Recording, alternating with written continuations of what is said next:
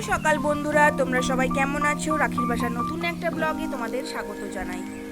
আজ বৃহস্পতিবার। সানভি সকালবেলা উঠেই স্কুলে চলে গেছে, কিন্তু এখনো ছেলে ঘুম থেকে ওঠেনি। এই যে একবার এদিক ওদিক করে বলছে আমি এখন উঠবো না, আমি একটু পরে উঠবো, আমাকে ঘুমোতে দাও, আমার ঘুম পাচ্ছে। ও সকাল সকাল করে উঠতে পারে না, তবুও রাত্রিরে ঘুমাবেও খুব দেরি করে, কারণ আমি যখন শোবো ও তখন শোবে। এই হিসেবে ওর উঠতেও খুব কষ্ট হয়, কিন্তু ও তো কথা শুনবে না। ওকে তাড়াতাড়ি করে ঘুম পাড়ালেও ও কখনোই ঘুমোতে চায় না।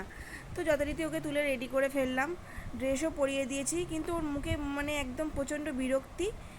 স্কুলে যাব না তা না, মানে একটু করে ঘুমাবো।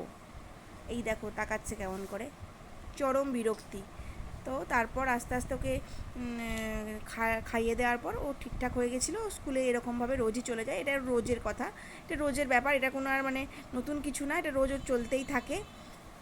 এ দেখো বড় বড় করে তাকাচ্ছে। তবে আজ সকাল সকাল রান্নাঘরে যাইনি ওদের টিফিন বানাতে, কারণ আজকে আমি আর কোনো রকম বানানো টিফিন দিইনি, আমি কেনা টিফিনই দিয়ে দিয়েছি, বাউলিয়ার বিস্কুট। এটাই ওর পক্ষে যথেষ্ট, কারণ ওর তো বেশিক্ষণ ধরে স্কুলটা হয় না, 2 ঘন্টা খেয়ে যায়, তারপর স্কুলে গিয়ে এটা খাবে, এটাতেই ওর যথেষ্ট। তারপর যথারীতি স্কুলে বেরিয়ে পড়লো, আমি ওকে টাটা করে দিলাম, তো ও আমায় টাটা করে দিল। ওর বাবার সাথেই যাচ্ছে, ওদিকে বৌদি কাজ করছে। তো চলো ও স্কুলে যাক।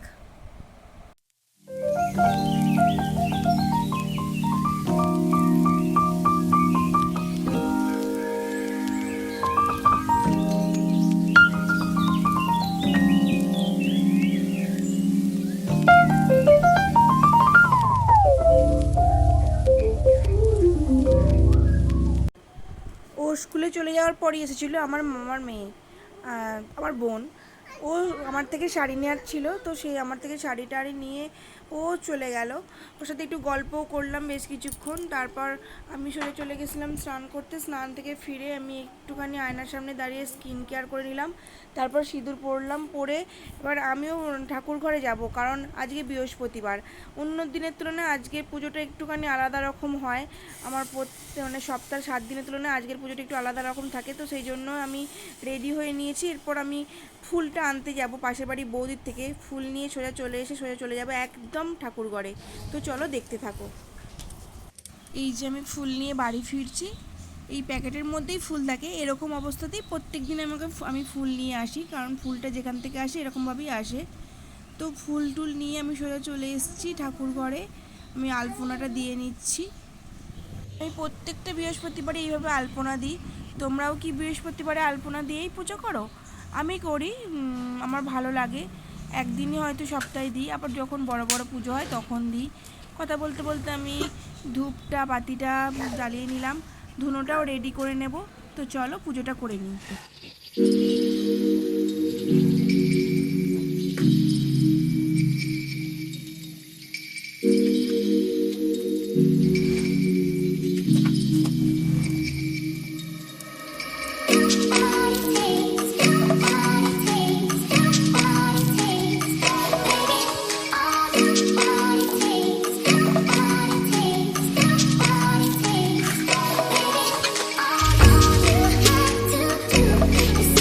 তো দেখতেই পাচ্ছ আমার একদম পুজো দেওয়া কমপ্লিট, সমস্ত ঠাকুরেরকে ফুল দিয়ে সাজানো, তারপর ভোগ দেওয়া সবটা করে ফেলেছি।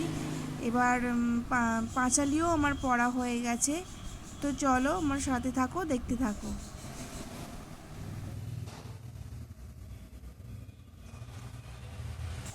এরপর আমার প্রতিদিনের যা কাজ থাকে সেগুলো সব কমপ্লিট করে নিয়ে একটা কাজে আজকে বসবো, কারণ মিশো থেকে আমার কয়েকদিন আগে একটা স্টোরেজ বক্সের পার্সেল এসেছিলো, আমি ওখান থেকে পারচেস করেছিলাম, কিন্তু সেগুলো দেখো এই যে সেগুলোর এখনও ব্যবহার করে উঠতে পারিনি, আসার পর সেগুলো পড়েই আছে। তো আমি এগুলোকে আজকে একটুখানি ব্যবহারযোগ্য করে তুলবো, তাই সমস্ত আলমারি থেকে শাড়িপত্র বার করে নিলাম। তো দেখো আমি কিভাবে কি করি। এগুলো অনেকেই জানো কিভাবে কি ব্যবহার করতে হয়, এটা এখন পুরো বেশ ইউজফুল একটা মেটেরিয়াল, অনেকেই ব্যবহার করে। তো আমি প্রত্যেকটা শাড়ি বার করেছি এবং প্রত্যেকটা শাড়ি আলাদা আলাদা ক্যাটাগরি ভাগ করে নিয়েছি, যেমন ঢাকাইয়ের মানে ঢাকাই সমস্ত ঢাকাইগুলো একসাথে, সমস্ত কটন শাড়িগুলো একসাথে, সমস্ত সিল্ক আইটেমগুলো একসাথে, হ্যান্ডলুমগুলো একসাথে, এইভাবে করে করে করে করে প্রত্যেকটা মানে যেটা খুলবো তো সেখানে সেই ধরনেরই পাওয়ার বলে মানে পাবো বলে সেরকমই করে রাখার চেষ্টা করলাম। কারণ না হলে যেহেতু এটা ট্রান্সপারেন্ট পুরোটা না, ভিতর থেকে দেখা যাবে না, শাড়িটা একটুখানি ট্রান্সপারেন্ট আছে পুরো ব্যাগগুলোতে। তো সেই জন্য আমি চেষ্টা করেছি যে যে ধরনের মেটেরিয়াল আমার মানে যখন যেটা লাগবে তো সেই রকম শাড়ি সেখানে রাখতে। সিল্ক তো সিল্ক, কটন কটন, এইভাবেই আমি রাখার চেষ্টা করেছি।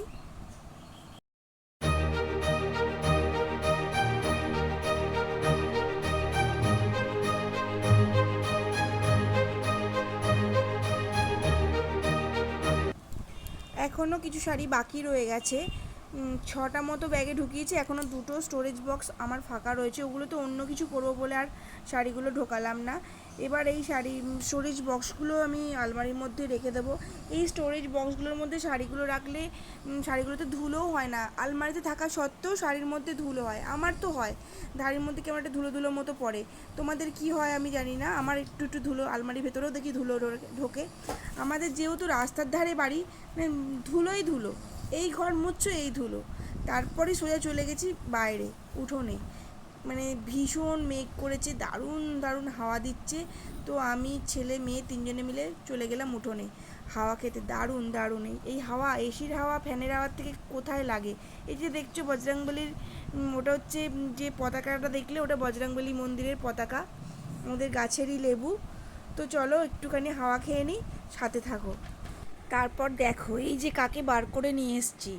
অনেক দিন থেকেই আমার ছেলে বায়না করছিল যে মা ওকে বের করো, কারণ ওকে বের করো বলতে যেহেতু ছোট বাচ্চা, আমাদের পাখিটার যে বাচ্চাটা হয়েছিল সেটা, যখন পাখির বাচ্চা হয় তখনই আমরা একটু কয়েকদিন ধরে বের করে একটুখানি ও খেলা করে, তারপর আর যখন ভালো মতো উঠতে শিখে যায় তখন আর বের করার সাহস করি না।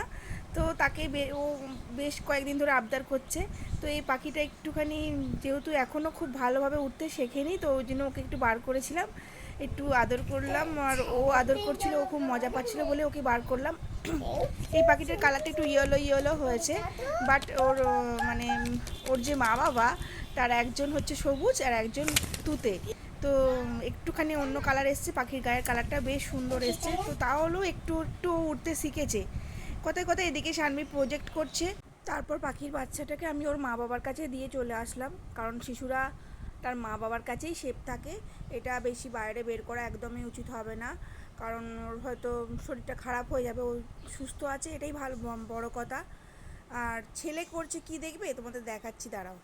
দিদি করছে প্রজেক্ট, ছেলেটা কি করছে দেখো। ওর যেহেতু হোমওয়ার্ক হয়ে গেছে, ও বলছে আমি এখন আর পড়তে বসবো না, আমার সব তো পড়া হয়ে গেছে, কত পড়াবে আমাকে, আমি এখন আর পড়বো না, আমি এটাই করব।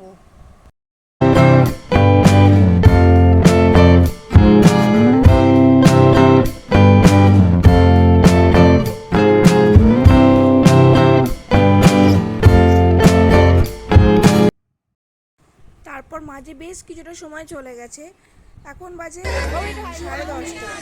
আমাদের এক জায়গায় যাওয়ার কথা ছিল, যাবো না করে অনেকটা রাত্রেই প্রায় রেডি হলাম। আমরা চলে এসেছি বিয়ে বাড়ি। এই দেখো বিয়ে বাড়িতে ঢুকে পড়েছি, তখন সামনেটায় ভিড় ছিল বলে গেটের সামনেটায়, তো সেখানে কোনো ছবি তুলিনি, একদম ভিতরে চলে এসে গিফট দিয়ে আমরা চলে এসেছি ফুচকা টুচকা খেতে।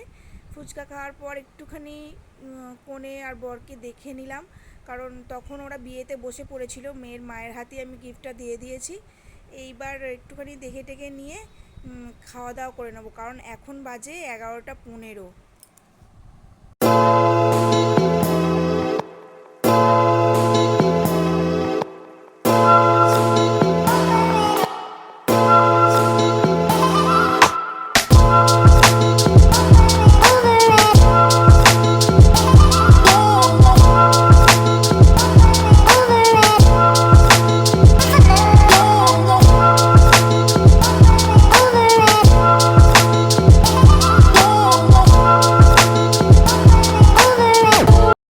এবার আমরা বসে রয়েছি, খাবো বলে ওয়েট করছি, ব্যাচ বসেছিল, আর আমার একটা বন্ধুর জন্যও আমি ওয়েট করছিলাম।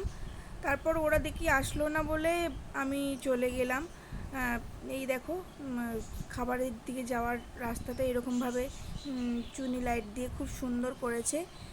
তো চলো আমরা একদম সোজা চলে যাই খাওয়ার টেবিলে। এই যে খেতেও চলে এসেছি। মেনুতেও ছিল অনেক কিছু, ফিশ ফ্রাই, স্যালাড, সস, নানপুরি, কিমা চানা, ফ্রায়েড রাইস, মাংস, মানে চিকেন দো পেঁয়াজা হয়েছিল, চাটনি, পাঁপড়, রসগোল্লা, সন্দেশ, আইসক্রিম, পান, মানে যা যা হয় পান মশলা সবই হয়েছে। খুব সুন্দর খাওয়া দাওয়া হয়েছে। তো খাওয়া দাওয়াগুলো আমি আর শেয়ার করলাম না। আজকের মতো ভিডিওটা এখানেই আমি শেষ করছি। তোমরা সবাই ভালো থেকো, সুস্থ থেকো। আর আমার ভিডিও ভালো লাগলে অবশ্যই লাইক, কমেন্ট অ্যান্ড সাবস্ক্রাইব করতে ভুলো না। তো চলো টাটা, দেখা হচ্ছে নতুন ব্লগ।